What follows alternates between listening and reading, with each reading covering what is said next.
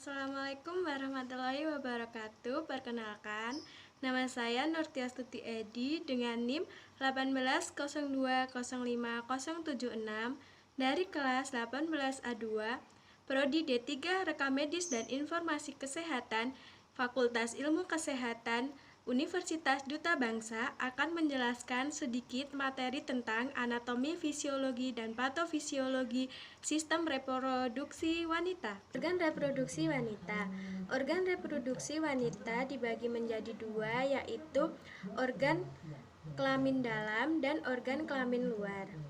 Organ kelamin luar berupa vulva dan labium, sedangkan organ kelamin dalam berupa ovarium dan saluran reproduksi. Organ reproduksi wanita bagian luar yang pertama vagina. Vagina merupakan saluran akhir organ reproduksi wanita.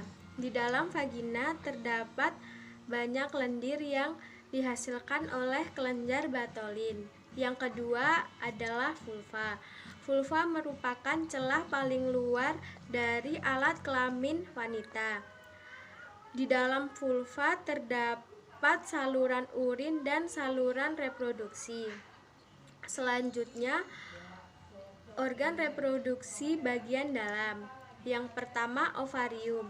Ovarium merupakan penghasil ovum, terdapat dua buah, yaitu di bagian sebelah kanan dan bagian sebelah kiri. Kedua, oviduk. Oviduk merupakan sepasang saluran yang di ujungnya berbentuk corong dan biasa disebut infundibulum. Yang ketiga, uterus. Uterus berfungsi sebagai tempat pertumbuhan dan perkembangan embrio hingga siap lahir. Yang keempat, serviks. Serviks adalah bagian bawah rahim yang berhubung ke vagina. Salah satu fungsi serviks adalah memproduksi lendir dan mukus. Yang kelima adalah klitoris. Klitoris merupakan tonjolan kecil bagian atas labia monira. Selanjutnya merupakan pembentukan oogenesis. Proses pembentukan oogenesis dimulai dengan adanya mitosis dan meiosis.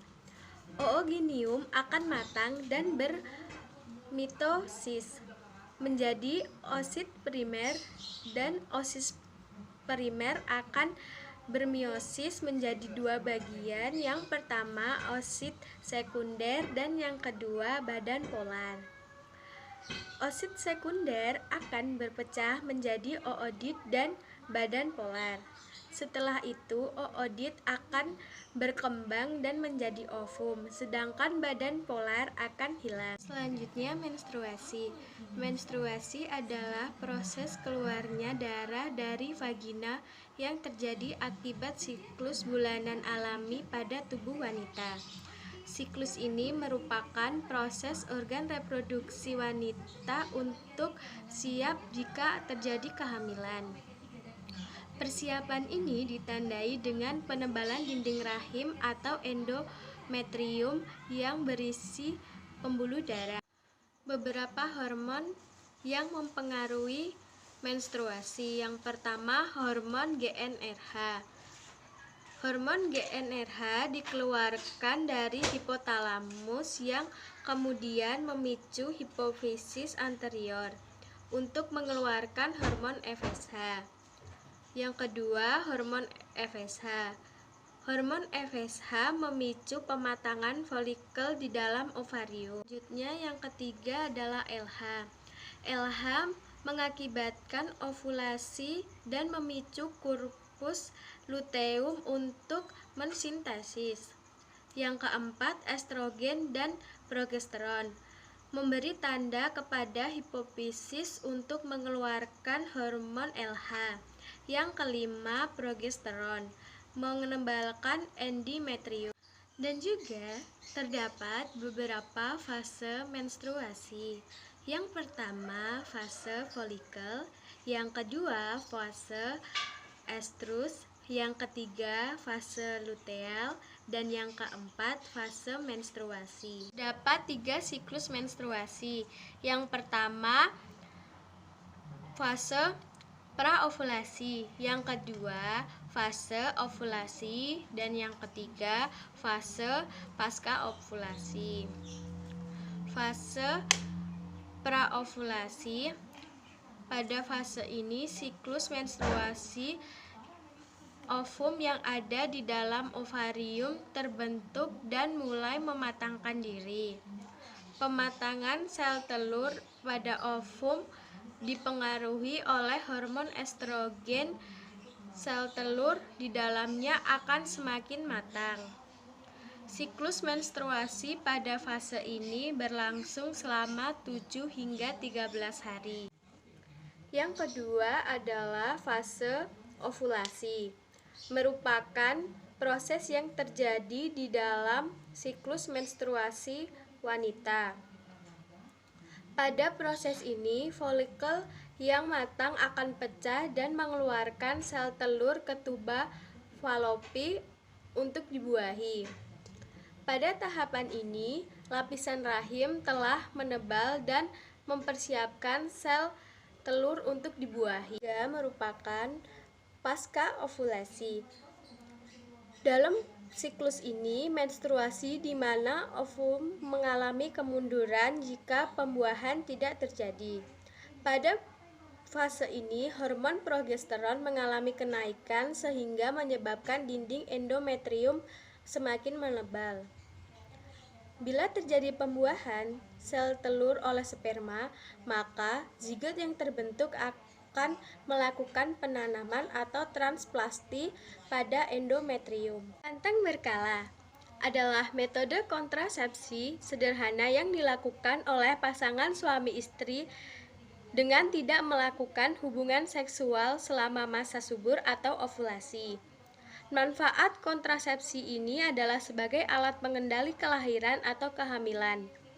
Manfaat kontrasepsi ini dilakukan oleh pasangan untuk mengharapkan bayi dengan melakukan hubungan seksual alat masa subur atau ovulasi untuk meningkatkan kesempatan bisa hamil, dan digunakan untuk pemantauan jumlah hari pada setiap siklus menstruasi. Proses terbentuknya manusia. Proses kehamilan adalah proses di mana bertemunya sel telur dengan sperma hingga terjadi pembuahan. Proses kehamilan berlangsung selama 40 minggu atau 280 hari dihitung dari hari pertama menstruasi terakhir.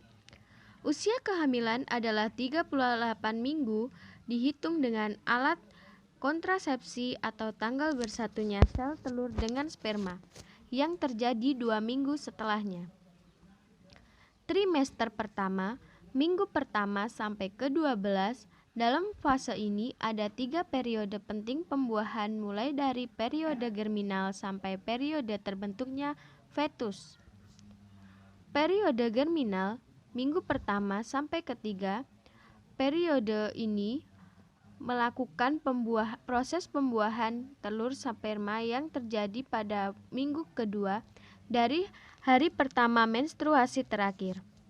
Telur yang sudah dibuahi sperma bergerak dari tuba Fallopi dan menempel ke dinding uterus atau endometrium.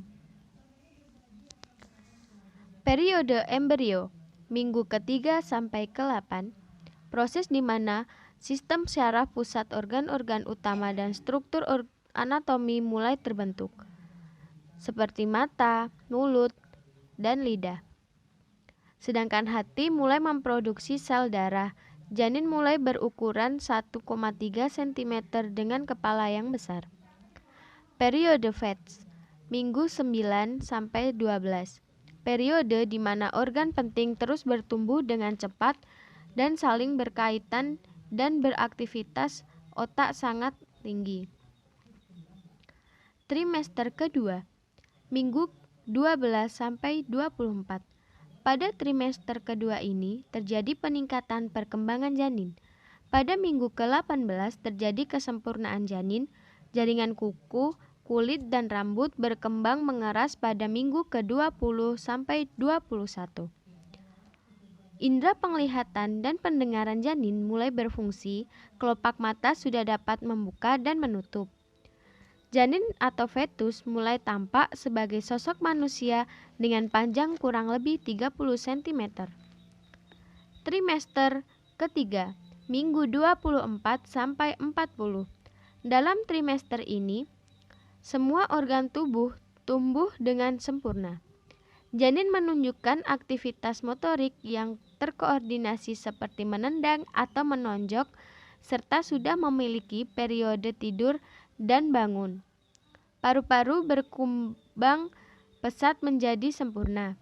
Pada bulan ke-9, janin mengambil posisi kepala ke bawah dan siap untuk dilahirkan.